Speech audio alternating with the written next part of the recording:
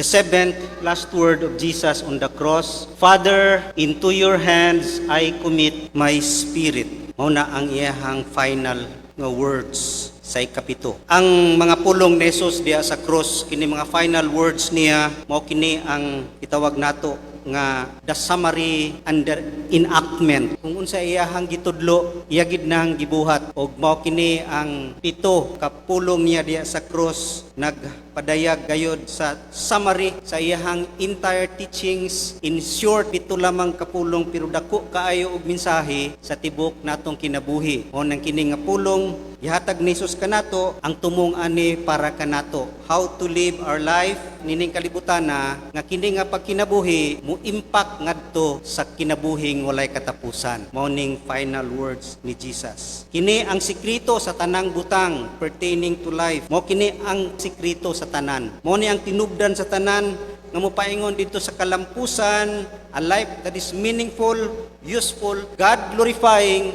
and victorious life. Ang ikapito nga pulong, tanaw nato diha, ang una nga makita nato diha is into your hands. Sa imong mga kamot, kini pulong sa pagsalig, trust, word of trust, into your hands. Si Jesus, makita nato nga sa iyang pagkinabuhi, nagkinabuhi gud siya nga nagatuo gayud sa amahan. Bisan pa sa iyang pagkinabuhi sa una nga ang kamot sa amahan anaa gyud kanunay sa iyang pagkinabuhi. Nasayod gyud siya sa kamot sa amahan, the hands of the Father. Powerful gyud kay na nga kamot. Kamot nga nagkontrol sa tanan. Si Jesus gidakop diha nagdalag nga sundalo. Mo nang nangutana siya nganong dala magyudang sundalo nga makita man kun ninyo sa matag adlaw diha nagtudlo pero dili pa man time. Bisan pa ganitong time nga batuon ta si Jesus pero nisayod lang siya because dili patutak na. Kontrolado sa Ginoo. Nasayod si Jesus ana nga control sa Ginoo ang tanan. Nasayod siya sa kamot sa Ginoo. Kamot sa gahom nga worthy gyud sa iyahang pagsalig, pagtugyan. Kamot nga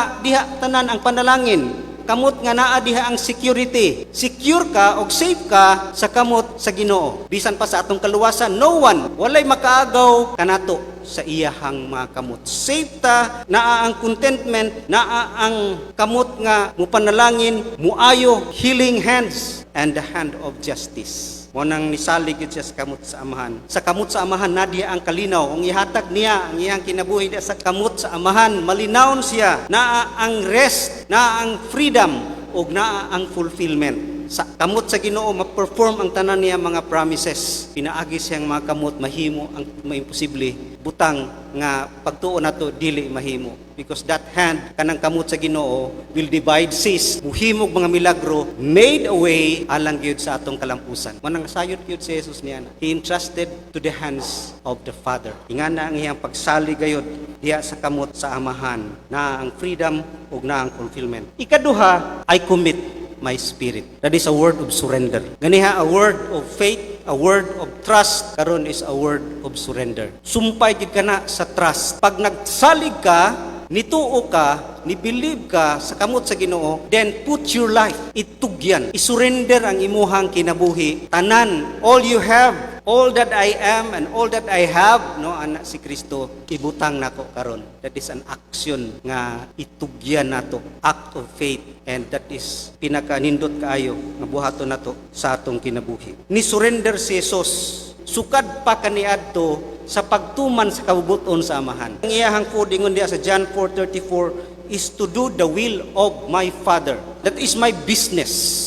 Ang iyahang pagpakamatay sa cross, wala siya nagsurrender sa iyahang mga kaaway. Wala siya nagsurrender sa mga kamot, sa mga religious leaders. Wala siya nagsurrender sa mga sundalo sa Roma. Ingon siya nga, walay makakuha sa akong kinabuhi. No one can take my life. I lay it down. Walay makakuha. Ihatag nako. Gitugyan niya. Gisurrender niya sa kabubuton sa amahan. Sa purpose sa amahan. Sa pagluwas sa mga katauhan diha sa ilahang mga sala. Mao na ang heartbeat yun ni Jesus. Ang number one yun is to do the will.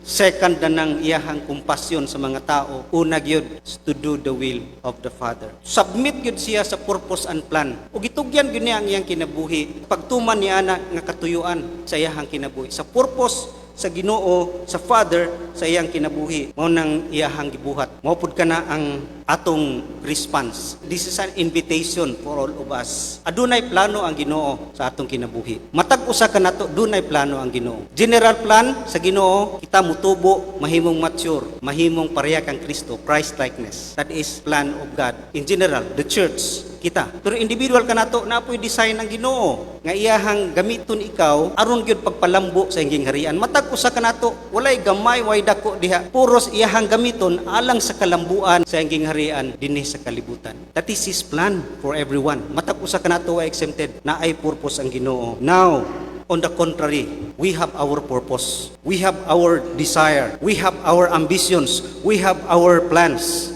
Mao ka na ang magkaaway usahay. Mao nang it is an invitation for us to lay down, surrender. Si Jesus, he surrender sa ambition. Wa siya ambition.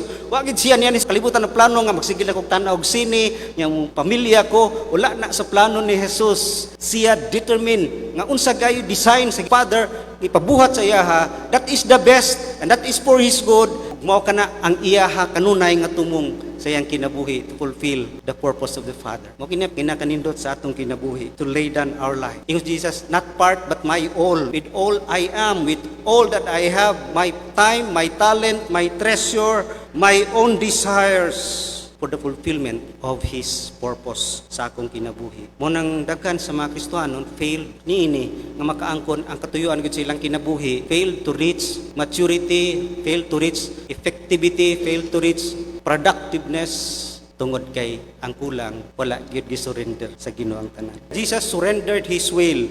Ang ikaduha, Jesus surrendered to the ways of the Father. Ganiha, He surrendered to the will of the Father. Karon He surrendered to the ways, the manner, the method sa pagfulfill sa iyang plano kang Jesus Christ. Og ang method, ang ways nga gigamit sa Ginoo is the cross. Ug daghay dili gusto gid ana nga gamiton sa Ginoo sa atong kinabuhi ang cross. Kang Hesus ang cross yun ang pamaagi.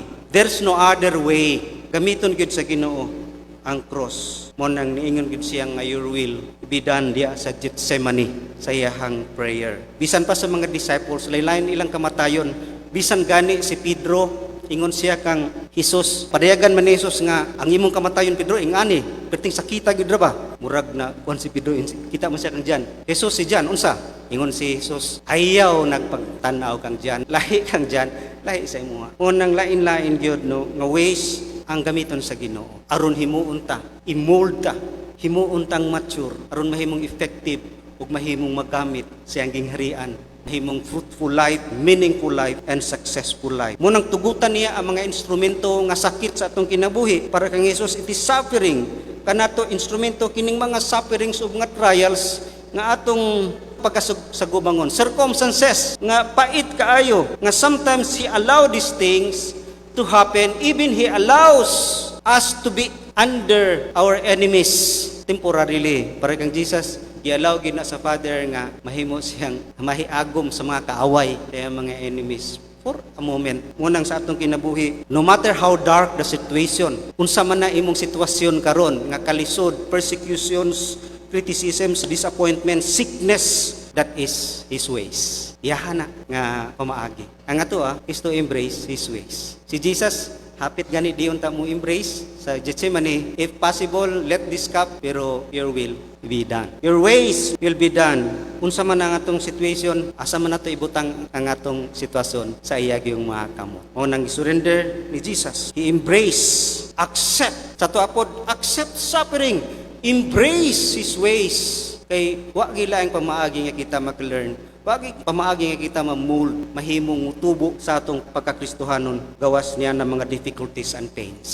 Lisod pero maoy the best sa atong mga kinabuhi. Mo nang the secret of everything yung ako ganiha is surrender. You cannot surrender if you do not believe. Kung wa ka nag-trust sa hand sa Ginoo, di ka surrender nga na kaniya. Mo nang niningtag na this is an invitation sa matag usa kanato. Sa Jesus iyang gisurrender, self-denial, iyang gihiklin ng iyang kaugalingon. Ug ang pinakadako nga kalipay nga iyang nasinati sa dihang sa paghimo niya ana, it is a fulfillment og kana nahimaya ang Ginoo. Mao ginay pinaka the best nga kalipay nga atong masinati sa kinabuhi sa dihang kita sa atong pag-surrender brings glory and honor to God. Sa paghimo ni Jesus sa pag-surrender, it brings glory and honor to the Father. Ngunang sa atong kinabuhi ninitag naa, the final words of Jesus at the cross is a perfect picture of the vastness of the love of God. Pagkadako gayud sa gugma sa Ginoo, and that picture is the cross. You see the cross,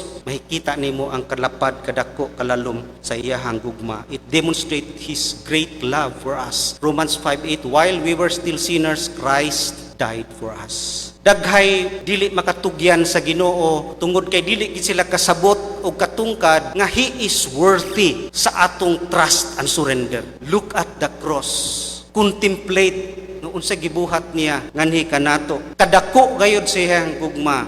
Wala gilaing pamaagi nga makita ang gugma sa Ginoo. He is worthy of our love and trust. Tungod kay nakita diha ang dako gid kayong gugma niya nganhi kanato. Nga kanang pagpakamatay na sa cross, kung makita nimo kana gong sin pungot gid kay ang Ginoo ana. Mao nang pag-angkon ni Jesus sa tanang sala, na kaniya ang tanang sala. Gitawag ni propitiation, ransom, bayad, ma-meet ang wrath, masatisfy ang justice o wrath sa Ginoo. Masatisfy na. Mao nang kaniya sa pulong nga, why have you forsaken me? Di man good pwedeng ang sala ug ang holiness magkauban. Kinahanglan gyud na i-satisfy, kinahanglan ma-meet ang justice sa Ginoo ug ang iyahang kapungot sa sala. Ug si Jesus ang nag-angkon niya na tanan niya nang higayuna. A great love. He poured out everything. All His water, all His tears, and all His blood, iyahang gihatag alang sa atong kaluwasan. And it is an invitation for all of us. Sa wala pa naka-experience o wa nakahimo, it means bisan pag unsa imong relihiyon or unsa ka karon, ang pangutana tinuod ba gyud nga niabot sa imong kinabuhi nga imo gyung na-surrender, nituog ka kang Hesus ug nag-surrender ka sa tanan nga na kaniya, ang you make a commitment to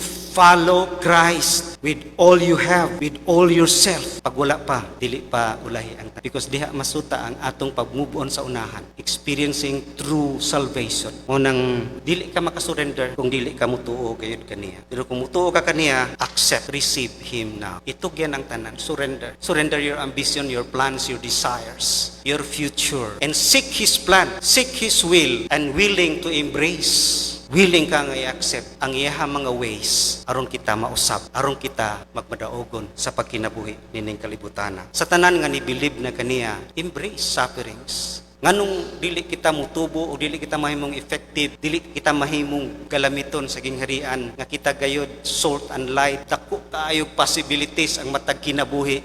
Wala gi list dinhi nga Kristohanon, dako gid siya potentials. The secret is surrender. Surrender everything. Unsa man ang naa kanato karon nga nahimo tang nag-struggle, nga stagnant atong kinabuhi, unfruitful, ineffective, surrender to His ways. Willing, Lord, I'm willing. Bisag unsay buhaton nimo, unsa man na kasakit, I'm willing. No? Ako nag-decide nga willing ko mo embrace, mudawat niya na og andam mutuman, mo commit diha nga mahimong useful, mahimong imong gamiton sa bisag unsa nga pamaagi, as long as it is for your glory and honor. Talay ko ng Ginoo.